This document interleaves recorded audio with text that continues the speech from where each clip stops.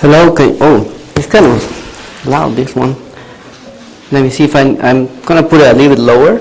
I'm a bit loud anyway, so hopefully you don't hear my tummy now.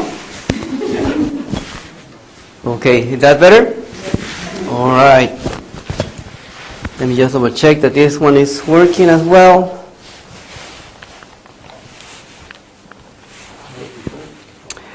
I guess I need to turn it on. That would be a problem. Okay. So, well, good afternoon. A couple of friendly faces or that I already know. Well, welcome to the Equine Health Performance Center for this evening night. And, well, you have the Latin American Armada tonight. One from Mexico and one from Panama. That's quite interesting. Anyway, so the purpose of at least what I'm going to talk to you is more information. You all know about this stuff. I'm just going to go over them. And after I finish, I'm happy to answer any questions, mostly for you guys to ask as many questions as you want, and I will try to answer them. All right? So, one of the first questions that we get asked after Mary's pregnant and she's getting due to falling is, when is she going to fall? Well, yeah, a lot of people use pregnancy lengths. However, it's not a good predictor. As you already know, mares can fall at 320 days. Some other mares can go a year and still not falling, and that's not a problem. Each mare has their own time. And actually it's the baby or the foal who decides when he's ready to come out. So definitely it's not a good predictor. So what else can we use to kind of predict when is she going to fall? Nicely pasturing, having some grass. You may see, if you are very observative, you may see that the sacroiliac ligament is starting to relax. Up here, you may see that the vulva in the mare may relax or not, but you really need to be putting a lot of attention on that. I'm not good at that. I'd rather use other things that can be useful. But other signs or that you can use to kind of predict when she's going to fall, or you probably already do, is mammary glands development.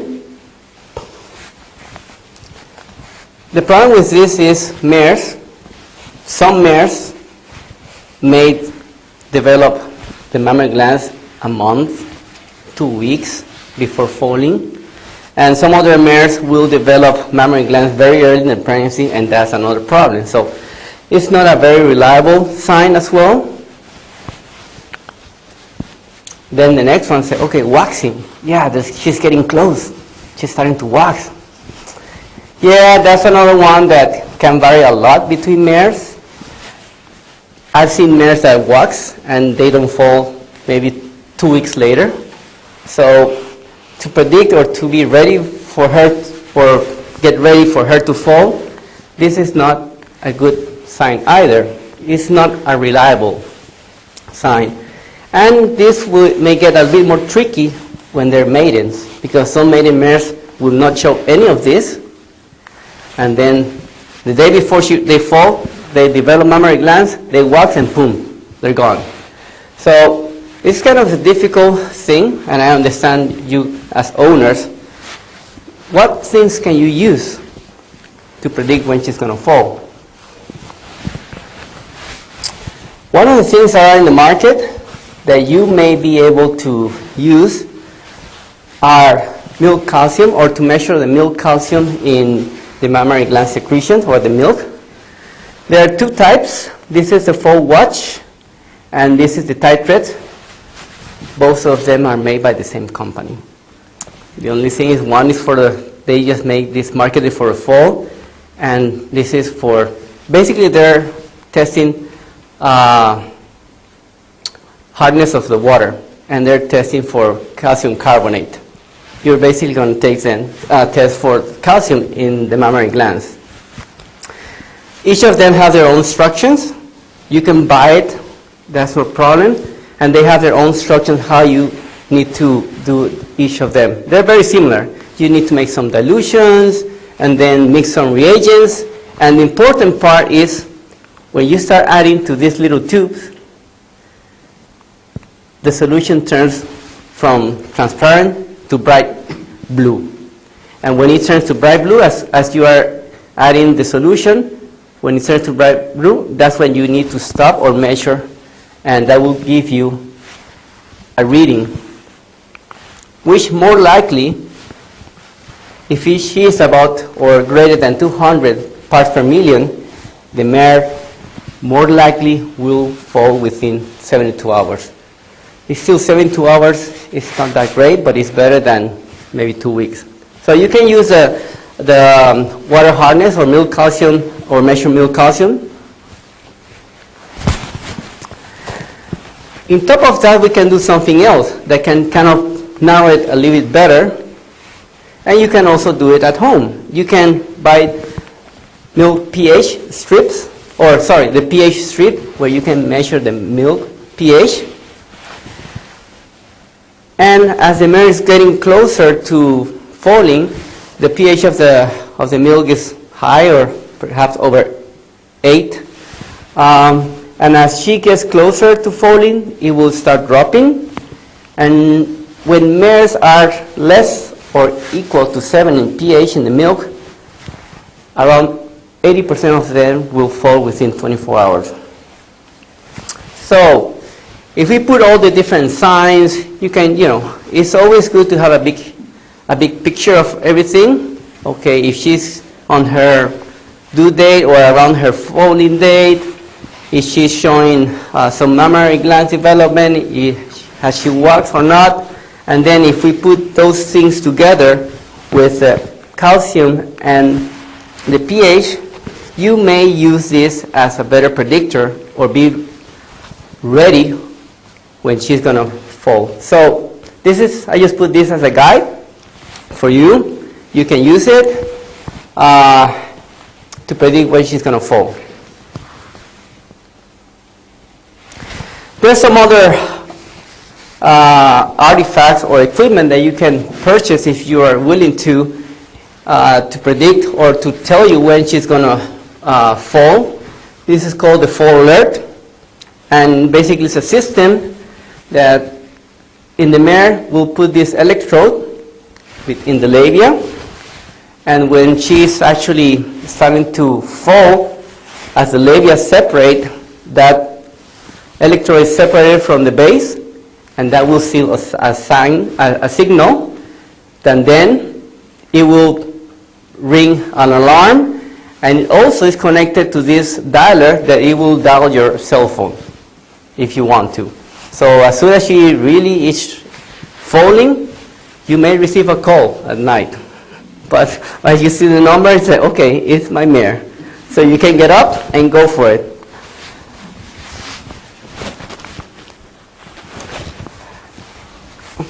One thing that is very important, and I'm just going to touch base with you because Claudia, Dr. Cruz is going to talk about it, is the colostrum. You can measure the quality of the colostrum in the mare before she falls, or just after foaling, to be sure that the foal is going to receive enough immunity or transfer of antibodies. And you can use this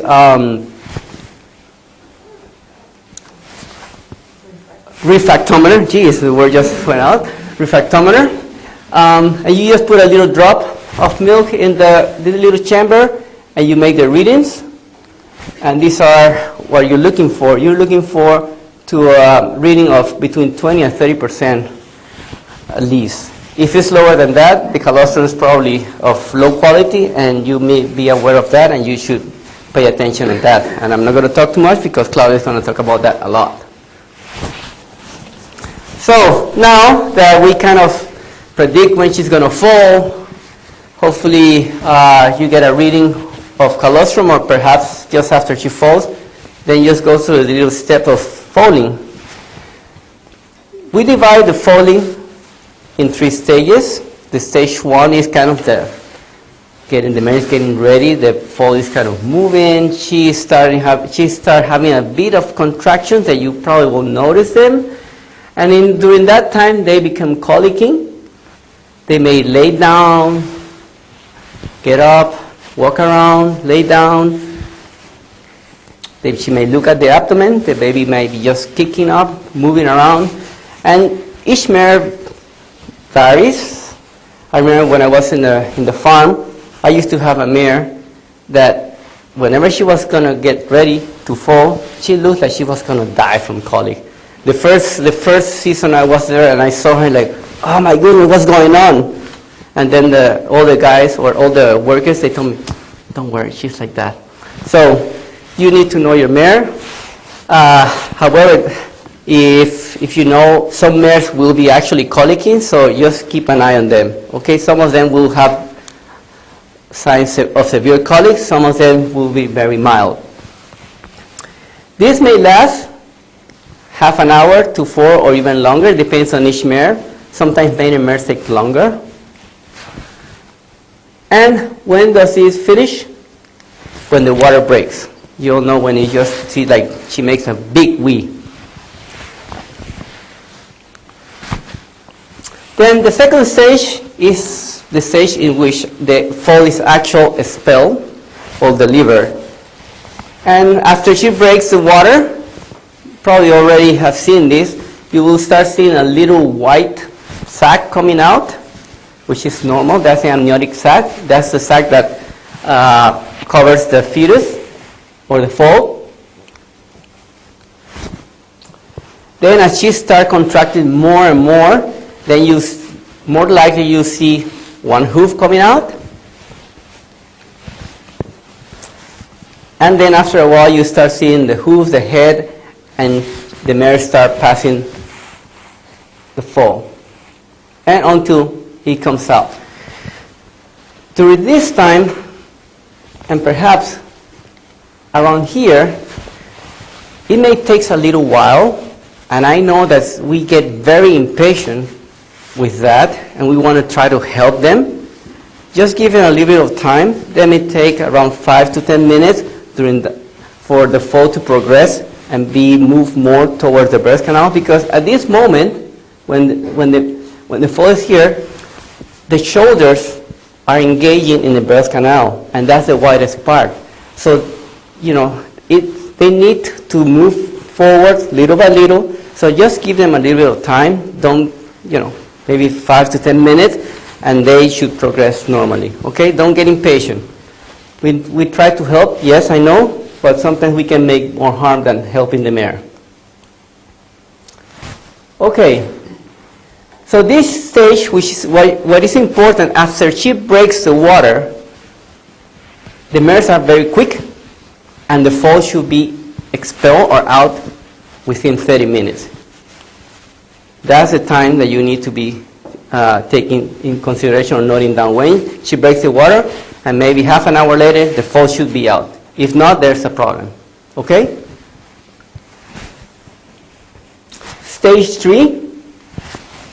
After the foal is passed or delivered, is when the fetal membranes are going to be expelled. Mares will lay down. Well, they're more likely. Some mares will fall standing up, but most of the mares will just lay down after they fall, and they may just stand up a little bit. They may start bonding with the foal. They may look a little bit colicky, some of them, and then they just may lay down again until they pass the placenta. It's a good idea when, after she passes the foal, to kind of tie the placenta. Don't put any weight, just make it tight. That little tie there will be a little bit of weight that will somehow help the placenta. You don't want to, something that you don't want to do is to pull in the placenta, and I'm going to talk about that a bit later. And then she will pass the placenta. Normally, mares should pass the placenta within 3 to 6 hours. That's what you should expect from a mare. So just after she falls, there are 3 steps that you can probably think about. The foal, after the foal is delivered, should stand up within an hour. That's the normal behavior in a foal. They should stand within an hour. They should be nursing within 2 hours, and the placenta should be passed within 3, some of them 6 hours. So it's like a 1, 2, 3, within 1 hour, up, within 2 nursing, and within 3 placenta out. So hopefully everything goes properly, no issues, but what may go wrong and what to do? One thing that you may be concerned, and some mares will drip a lot of milk before they foal. If that happens, you should be concerned, because then she's going to drip all the colostrum that's containing all the antibodies that the foal should receive for immunity, which means that then the foal is not going to receive enough antibodies. If you see that the mare before foaling drips a lot of milk, or like this one, that just jets of milk coming out, that foal should receive good quality colostrum, about 1 to 1.5 liters, within 12 hours. Better if it's within 6 hours, because after that they don't absorb them.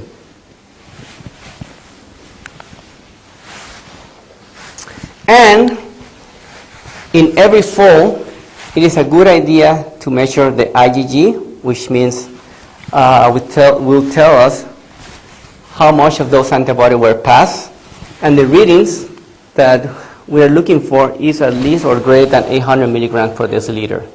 You can take that's a blood sample that we can send over to us, and we have that little machine that you can see in the back that we can read the antibodies on those foals. If they're below what we expect or below the recommended range, we need to keep our eye really close to that foal, because they may develop some infections. Okay, so stage 2 is very important because it's very quick, very explosive, and that's the one that you really need to be putting attention of, because the foal should be delivered within 30 minutes. And this is what we expect from a foal. The foal, one hoof first, the second hoof after, and then the head a little bit behind it. That's what is normal. Anything that is not like that, or that deviates from this, is what we probably call a dystocia. And if you have that, that's an emergency.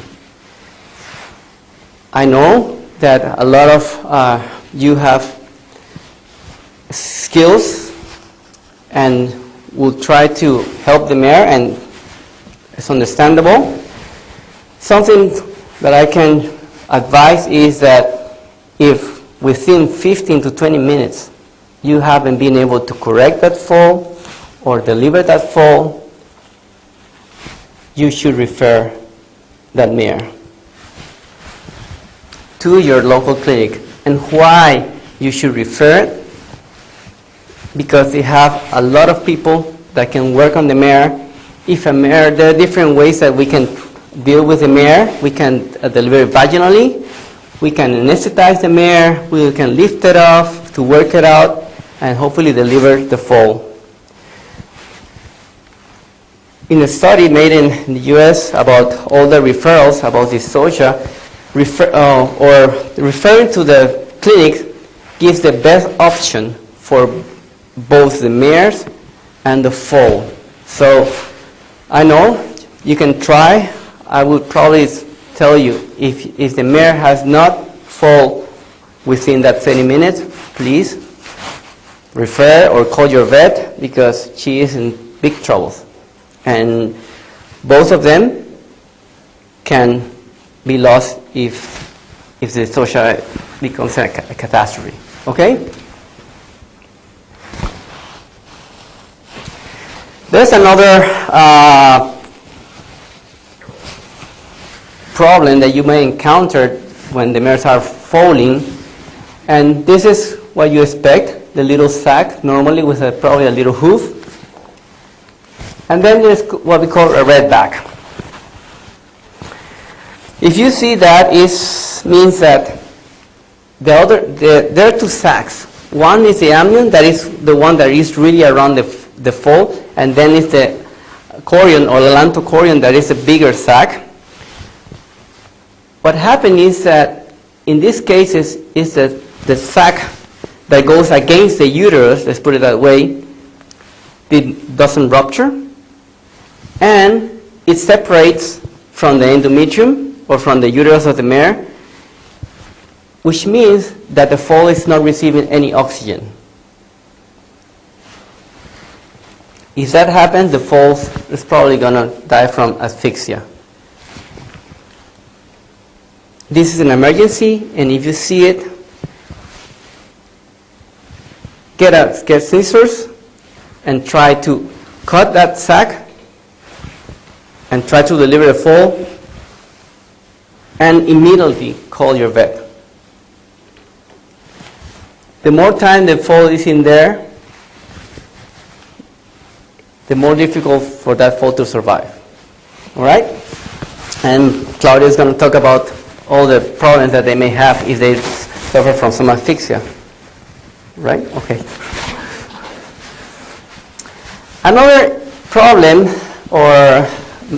that you may encounter that is a bit more difficult to diagnose is when the mares suffer from uterine artery hemorrhage. This may occur, more likely occurs in mares that have had several foals and older mares, and has been linked to lower copper levels in those mares. And the signs are that the mares are going to be, after foaling, they're going to be depressed. Some of them may show signs of colic, mild colic. Some of them may be shaking, sweaty, and they will have an elevated heart rate.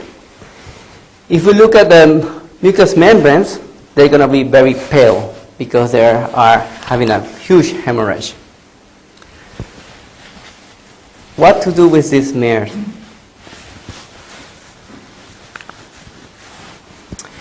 If you think that the mare is just going to fall down, it's very shaky, you can probably remove the foal if it's in danger. If the mare is still a bit stable, do not remove the foal because that will create more anxiety on the mare. And the last thing we want to create in that mare is any type of anxiety or disturb her. If you see a mare like that is colicky, shaky, very depressed, leave her alone. Try to keep her as quiet as you can. And call your vet immediately. Don't try to be moving her, just keep her quiet. Because she probably has had a hemorrhage, and those hemorrhages may clot down and may be stopped, but the more that you move there, that clot is gonna be broken down if you start moving them, and then the hemorrhage will continue. So if she's staying down and she just don't want to move, just don't move it, and call your vet immediately. So prior to foaling, generally have a hemorrhage. Go back a couple of weeks. Do they sort of hang around for a couple of weeks? Oh yeah, the hemorrhage may be very mild or very severe, and some of times we diagnose that they have a hemorrhage during a regular exam for after foaling, because they will just feel a big hematoma. But the ones that are really a problem is that the ones that have a huge hemorrhage. Some of them will hemorrhage into the abdomen. Some of them will just hemorrhage within the broad ligament. Some of them will hemorrhage within the uterus. And you may see blood from the uterus. But it depends on what artery is involved in the hemorrhage. So, but my best advice is just try to keep them as quiet as you can if they are showing this severe sign, that they're depressed and the mucous membranes are very pale, they're shaking and sweating. Some other mares will have a hemorrhage and you will not even notice. Okay? Well, after, hopefully you don't have any of those, but you got a foal. The next possible thing that can go wrong is that they return the placentas. As I mentioned before, placenta should be passed within 3 to 6 hours. If not, they are what we call they're retained, and this is what you're going to see. Something that I recommend always, don't try to pull it. If they're retained, it's for a reason. If you try to pull the placenta, maybe you are able to remove it, but very possible that some pieces of the placenta will remain inside the uterus. Another possible thing that happened is that while you're pulling that placenta, you're pulling that horn inside, so it's becoming everted within the other, and that becomes very, very painful for the mare. And that can lead to actually that the whole uterus will be protruded or coming from the vagina. So you don't want to be pulling the placenta. If it's there, call your vet, because that needs to be treated immediately. Don't let it just hang in there, hoping that it will just come out, because it may become life-threatening for the mare, because they may develop metritis, septicemia, and laminitis if they're not treated.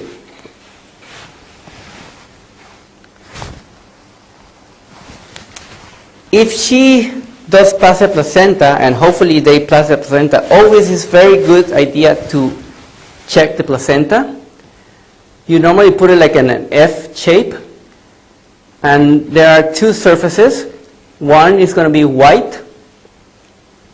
That's probably the surface that you see when the foal is delivered, because it comes inside out. And then there's the other area, or the other side of the placenta, which is going to be velvety.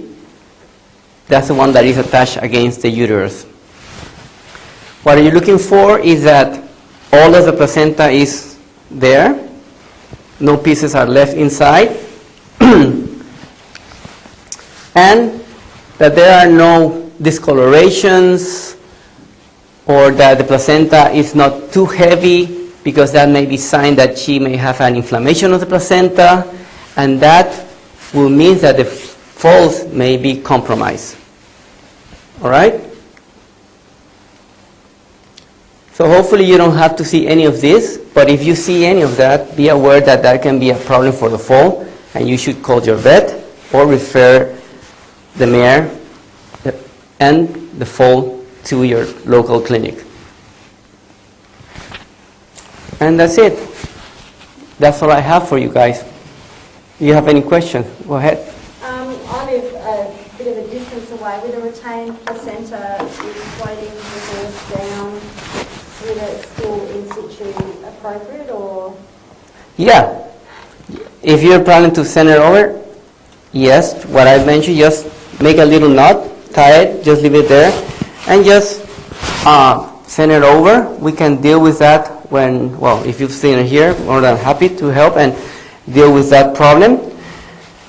The placenta may pass during that time. That would be fantastic. Still, we can examine the mare and see if there are no tags or anything left inside. And you bring the foal down in the float in that situation? Yep. If not, the mare is going to be very stressed. Mm-hmm.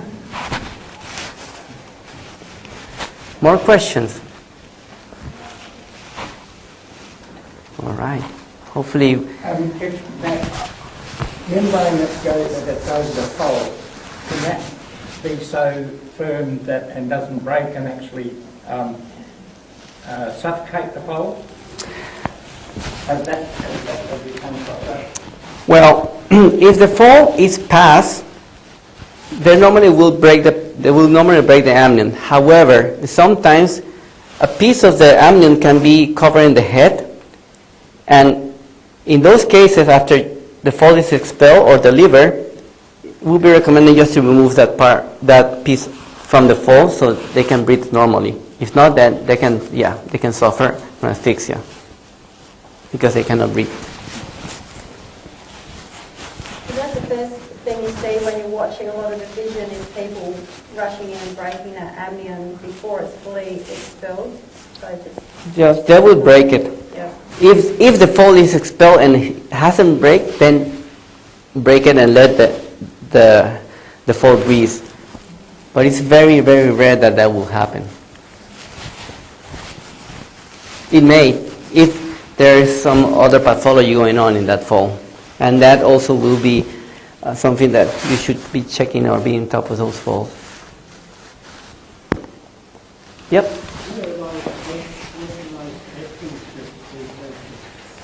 Oh, that's a good question.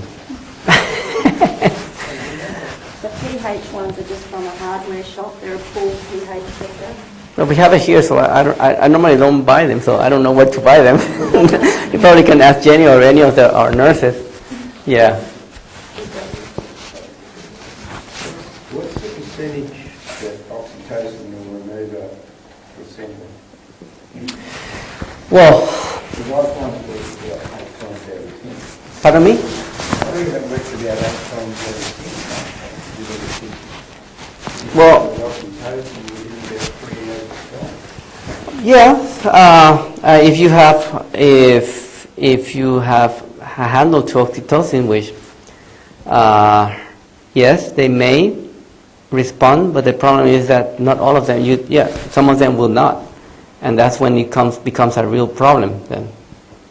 Well, I'm not talking about waiting around for 3 days, but I mean, if you waited a few hours, like 3.5 hours or so, just bring out the bottle of oxytocin and give it a whirl. Like most times, it does work. Yeah, most of the, but that's normally a veterinary drug. I had one more question. Just pre-20 days, if you get a sudden bag formation, but close to that time, are you still looking for placentitis? My mare's 300 days, and she's a maiden, so you don't know if she's going to sort of develop slowly. But if you get a sudden bag development close to that 320 days, are you still ringing in that case? If it's that close, I probably would not be that worried. If she is probably 1 month or 2 months from foaling, then definitely I will be worried about it.